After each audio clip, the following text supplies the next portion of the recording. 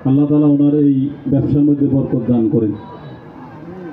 অনেক উলামায়ে কেরাম এখানে উপস্থিত হয়েছেন, এখানে আমার উস্তাদরাও উপস্থিত রয়েছেন, যাদের কাছে আমরা ছোটকালে লেখাপড়া করেছি। কুস্তা মাদ্রাসা আমার উস্তাদরাও এখানে উপস্থিত রয়েছেন, গিউরের সর্বজন 14 উলামায়ে কেরাম উপস্থিত রয়েছেন।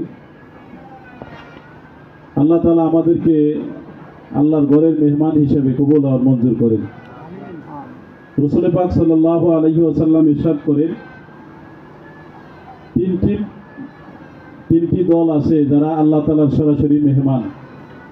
ওয়াফদুল্লাহি সালাসাতুন, তিনটি দল যারা আল্লাহ তাআলার মেহমান।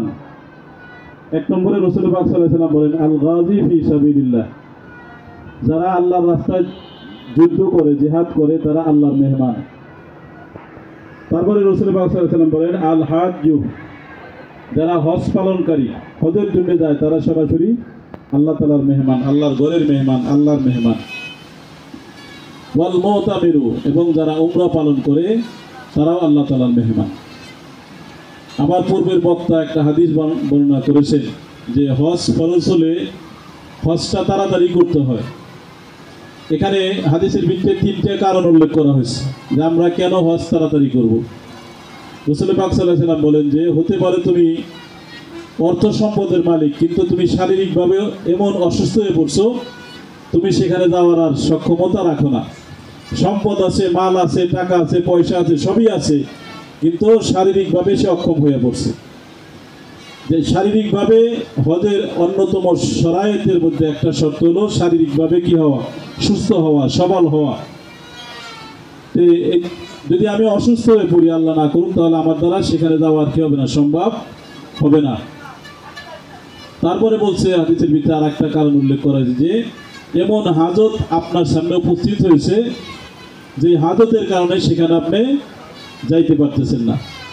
এমন প্রয়োজন আপনার হয়ে গেছে যে প্রয়োজন শেষ না হওয়া পর্যন্ত আপনি সেখানে যাইতে পারতেছেন, আল্লাহর ঘরে আপনি যাইতে পারতেছেন না। 3 নম্বর কারণ বলা হয়েছে যে আপনার হজে যাওয়ার মতো সমস্ত কিছু আপনার রেডি ছিল, টাকা পয়সা, সামান, আসবাবপত্র সবই ছিল, কিন্তু হঠাৎ করে এই সামান, আসবাবপত্র, টাকা পয়সা সব কিছু শেষ হয়ে গেছে।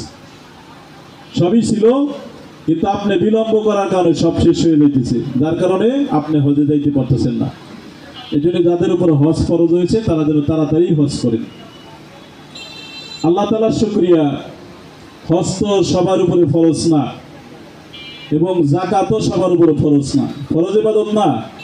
নামাজ যেরকম সবার জন্য ফরজ,